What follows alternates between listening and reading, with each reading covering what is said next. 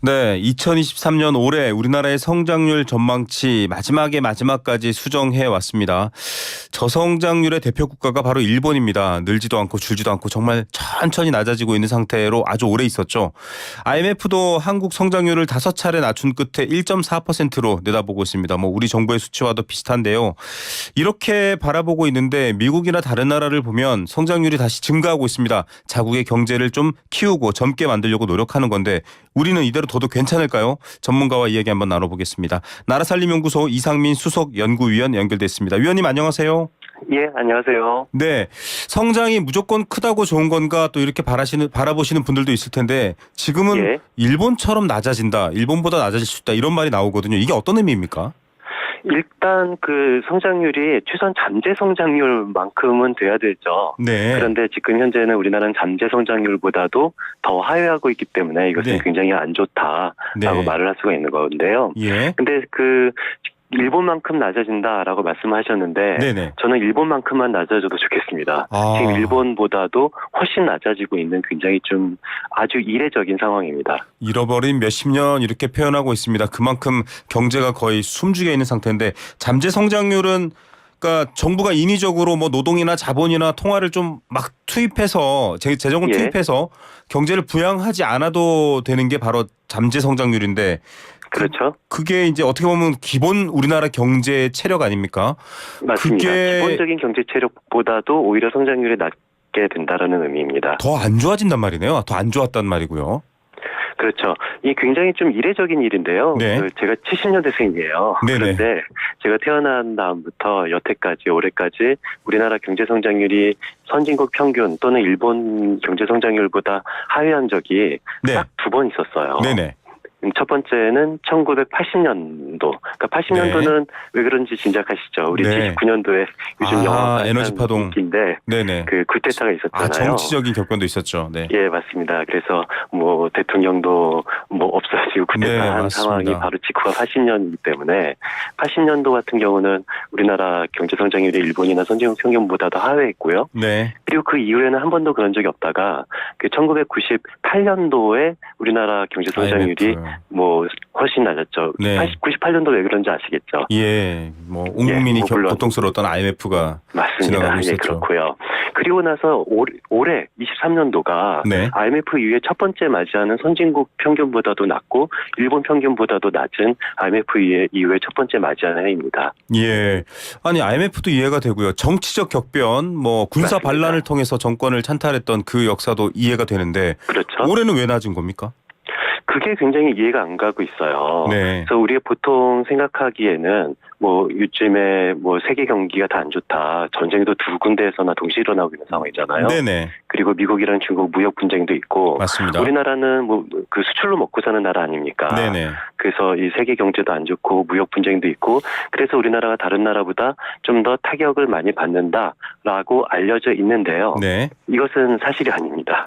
우리나라가 그러니까 무역 의존도가 높은 나라이기 때문에 세계 예. 경기에 민감하다. 이게 아닐 수도 있다 이 말인가요, 원인으로? 그렇죠. 이렇게 보통 많은 사람들이 알고 있는데요. 네. 이것은 2분기까지는 맞는 말이었어요. 네네. 당연히 우리 국민들이 대부분 그렇게 생각하듯이 2분기까지는 그렇게 생각됐는데 네. 3분기부터는 조금 달라졌습니다. 네. 그 OECD 경제 예측이 6월 달에도 예측을 했고 11월 달 얼마 안 됐죠. 아주 네. 따끈따끈한 경제 예측이 나왔는데 그 사이에 굉장히 그 전 세계는 많이 달라졌어요. 예. 그러니까 전 세계 경제 6월 달에 전 세계 선진국 평균 OECD 국가 경제 성장률은 올해 한 1.4% 성장할 것이다. 네. 라고 6월 달에 예측했는데 11월 달에 다시 보니까 아니다. 괜찮다.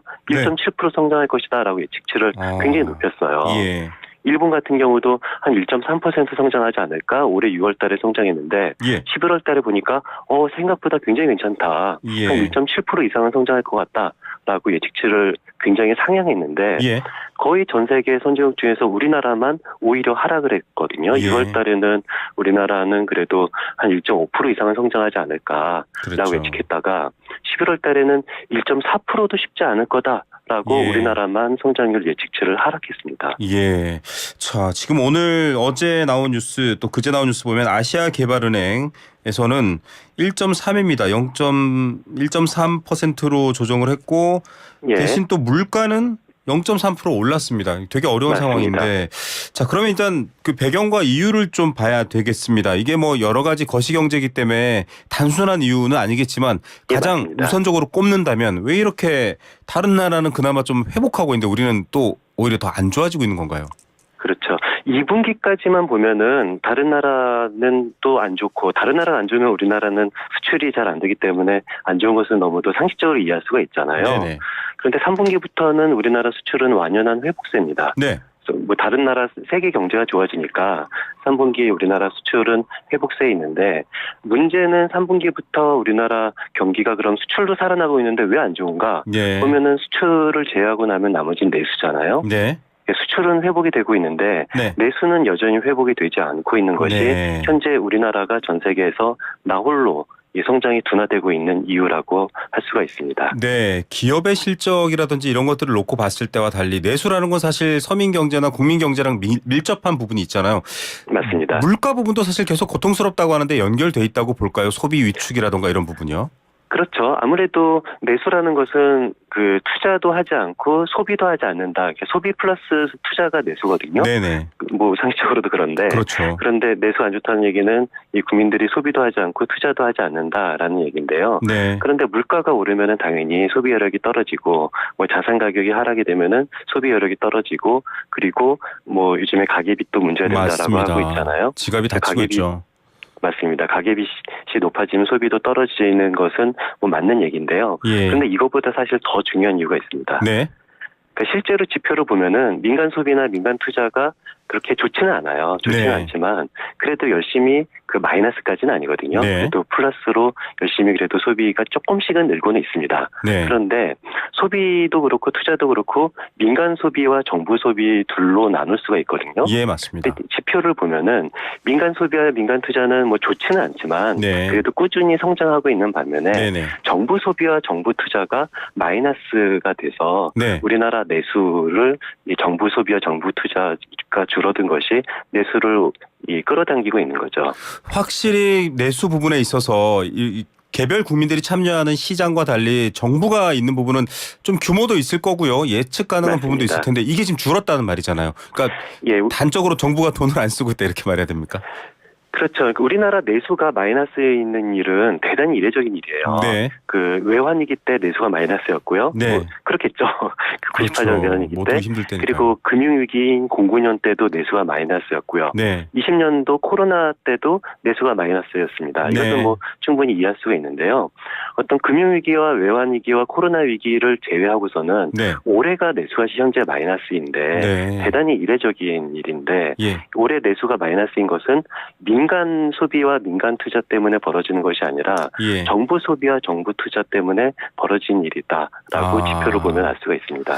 결국은 좀 정부에서 그러면 정부가 내수를 담당했던 정부의 소비와 지출 같은 부분들 이런 부분들을 좀 활성화해야 된다. 돈을 좀 재정적으로 써야 할 땐 써야 된다. 이렇게 규결될 수 있을까요? 결론은 어떻게 내릴 수 있습니까? 뭐 저는 정부가 왜 돈을 안 쓰는지는 알겠어요. 네. 다 아시다시피 뭐 세수가 건전성 굉장히 얘기하면서 줄고 엄청나게 있잖아요. 줄였죠. 네. 그렇죠. 세수가 줄고 있기 때문에 네. 세수가 주는 것만큼 정부가 돈을 안 쓰고 있는 거다라고 이해할 수가 있는데요. 근데 문제는 이 세수가 줄은다 하더라도 정부가 지출을 안 쓰는 것은 이것은 사실 맞는 것은 아니거든요. 예. 이게 왜냐면은 정부 지출이라는 것은 작년 국회에서 여야가 합의를 통해서 이 지출 규모가 이미 정해진 겁니다. 네. 그러니까 올해 중앙정부 총지출 규모는 639조 원을 쓰기로 했는데 네. 639조 원을 정상적으로 지출을 했다라면은 이렇게 정부 소비와 정부 투자가 줄지는 않았을 텐데 네. 현재 정부 소비와 정부 지출, 정부 투자를 보면은 그 계획했던 639조 원보다 안 쓰고 있어요. 예. 그러니까 이것이 정부 소비 계획했던 돈을 쓰지 않고 계획했던 돈을 쓰지 않아서 정부 지출이 줄어들어서 내수가 마이너스인 이런 일이 계속 벌어지고 있는 걸로 보입니다. 특히 자치단체 교부금 같은 것들 주잖아요. 보면은 예. 이런 것들도 사실은 돈이 나오면 여러 가지 사업을 시행하거나 뭐 현장에 여러 가지 뭐 노후한 것들을 바꾸거나 이런 것들이 일어나는데 지금 그런 네. 것도 제가 알고 있기로 이게 근거가 있는 건지 없는 건지 모르겠습니다만 안 주는 걸로 알고 있는데 또 단체들은 좀 눈치를 보는 것 같아요. 기재부나 중앙정치. 맞습니다. 이 상황을 어떻게 올해 설명해야 되나요?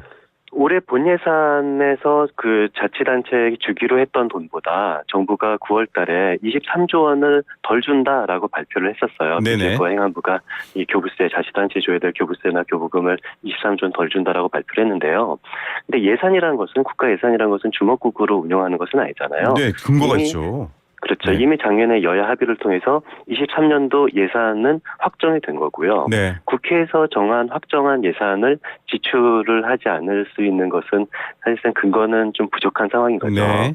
그런데 이 행안부와 기재부가 자의적으로 이 지방정부에게 23조 원을 돈을 덜 준다라고 네. 말을 하니까 이 정부라는 것은 중앙정부, 지방정부 다 포함한 정부는 돈을 아무래도 쓸 수가 없고 네. 정부가 지출을 줄이니까 이 내수가 줄어들고 정부 내수가 줄어드니까 세수입이 오히려 덜 거치고 네. 세수입이 덜 거치니까 오히려 정부 재정 건전성은 더 나빠지는 어떤 악순환 고리에 들어간 거 아닐까라는 우려가 됩니다. 자, 정부가 써야 될 소비와 지출 또 지방 교부세 같은 여러 가지 것들이 지금 원활하지 않고 거기에 따라서 네. 내수의 규모가 줄어듭니다.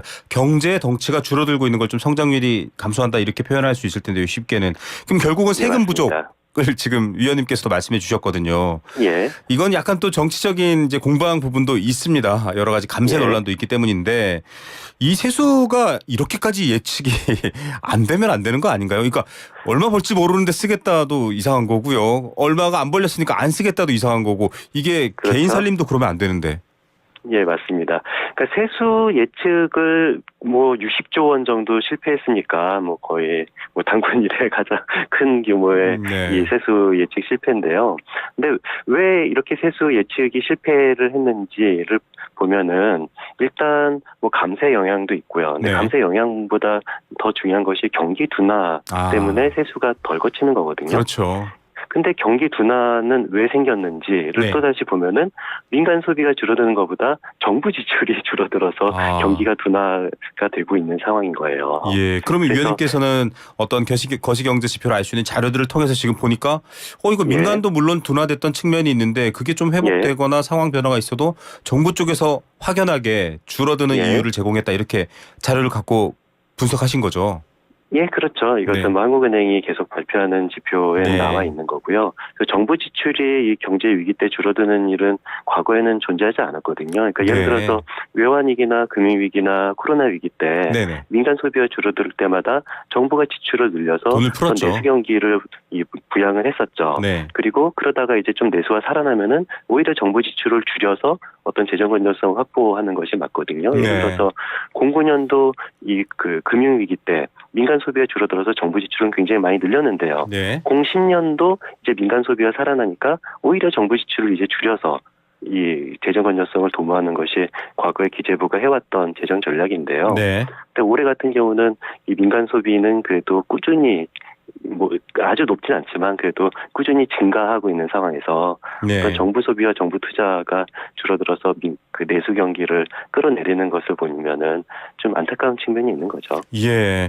국민 모두가 일단 힘들 때는 조금 움츠릴 수 있습니다만 경제가 올해만 살림살고 끝나는 게 아니거든요. 이런 걸 따져봤을 때 정부의 역할은 좀 다른 차원이 있습니다. 공적인 부분이어서. 그러면 지금 좀 세금도 더 걷어들이고 하면 아무래도 이제 좀 긴축 기조의 정책을 구현하는 정부더라도 세금이 더 들어오면 좀 여유가 생기잖아요. 맞습니다. 그래서 횡재세 얘기도 나오고 또 여러 가지 이제 그동안 감세했던 것들 좀 되돌리자 이런 말들도 나오는데 이런 주장은 어떻게 평가하십니까? 일단 저는 개인적으로 횡재세에 대해서는 그렇게 긍정적으로 생각하지는 않는데요. 네. 왜냐면은 횡재세라는 것이 좀 시기적으로 제대로 대응하기가 어려워요. 그러니까 네. 무슨 소리냐면은 이 세금을 추가로 걷는 시기와 어떤 좀 횡재가 벌어진 시기가 이거를 일치시키기가 좀 어려운 측면이 있거든요. 그렇죠. 그리고 우리나라 법인세 같은 경우는 이미 누진 구조가 되어 있어서 조금 더 수입이 늘어나면은 이 세금이 더 크게 늘어나는 것이 다른 나라 법인세 구조와 조금 다른 부분인 거고요. 네네. 다만 감세 같은 경우는 너무 지나친 감세 측면이 있고 그러니까 이 원래 감세를 했던 그 이유가 네네. 어떤 세금을 내리면은 이 기업들이 투자를 활성화하고 기업들이 투자를 활성화하면 우리나라 내수 경기가 살아나서 그렇죠. 이 어떤 재정성도 확보가 된다라는 네. 것이 기존의 논리였는데요. 이것이 잘못됐다는 사실이 이미 경제 지표를 통해서 드러난 거잖아요. 아, 네. 오히려 지금은 재정 건전성을 위해서 지출을 줄인다라고 말을 하지만 네. 재정 건전성을 위해서 지출을 줄였더니 내수가 마이너스가 되고 네. 내수가 마이너스가 됐으니까 세금이 더 안 거치고 네. 세금이 더 안 거치니까 오히려 재정 건전성이 지금 더 위배가 되는 상황인데요. 네. 내년도 우리나라 재정 수지 정부 목표치가 마이너스 45조 원이에요. 네네.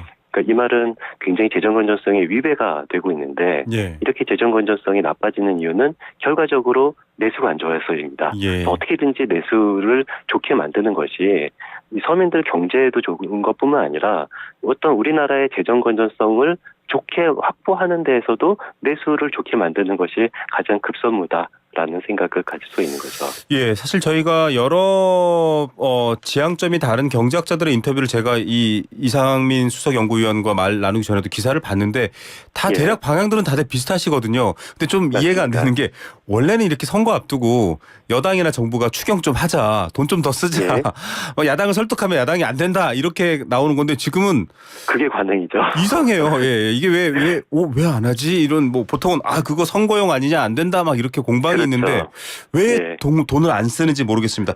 해법은 정부 재정 투입이 좀 더 활성화돼서 내수를 살려야 된다 이런 말씀이신 것 같은데 왜 안 쓰는 예. 걸까요? 근데 저는 추가 투입까지 바라지도 않고요. 네네. 원래 여야가 합의해서 지출하기로 국회에서 확정한 금액이 639조라고요. 그렇죠. 올해. 그런데 그냥 국회에서 정한 639조 원만이라도 써도 네. 저는 급한 불은 끌 수 있다라고 생각하는데 쓰기로 한 것만이라도 행정- 좀 쓰자 이거군요. 그렇죠. 네. 그럴 거 생각하는데 근데 굉장히 이례적인 일이 선거를 앞두면 여당은 돈을 더 풀려고 그러고 야당을 그러니까요.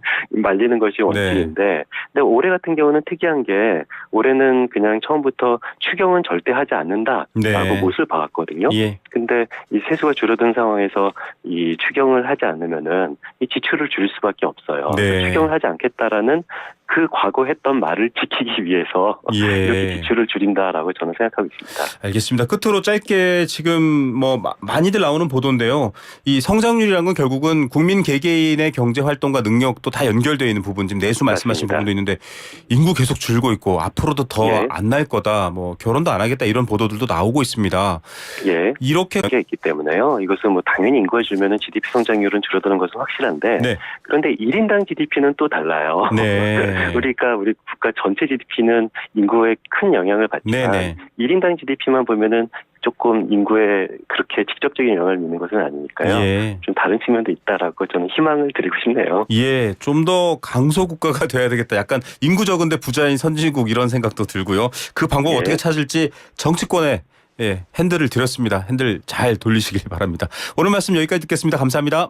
예, 감사합니다. 네, 나라살림연구소 이상민 수석연구위원이었습니다.